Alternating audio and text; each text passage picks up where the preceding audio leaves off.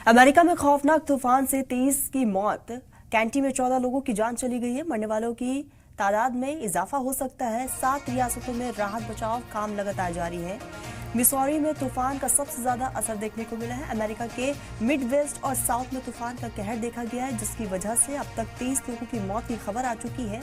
अकेले कैंटी की ही बात की जाए तो वहां पर सबसे ज्यादा 14 लोगों की मौत हो गई है। गवर्नर ने चेताया है कि मौतों की संख्या में इजाफा हो सकता है। अभी राहत और बचाव का काम जारी है, लेकिन हालात अब भी खराब है।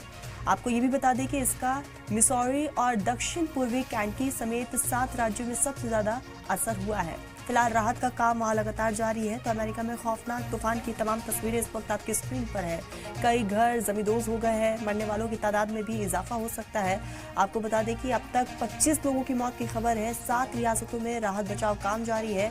फिलहाल इमरजेंसी जैसे हालात वहां पर है। इंतजामिया लगातार वहां पर लोगों को मदद पहुंचाने में जुटी हुई है। अब तक कई लोगों को महफूज जगह पर भी पहुंचाया गया है। तो अमेरिका में खौफनाक तस्वीरें, 14 लोगों की जान चली गई है। कैंटकी में 14 लोगों की जान चली गई है। कुल मिलाकर जो है 25 लोगों की मौत की खबर है। 7 रियासतों में इस वक्त अलर्ट घोषित किया गया है। इंतजामिया हाई अलर्ट पर है। ये तमाम तस्वीरें जहां घर तबाह हो चुके हैं।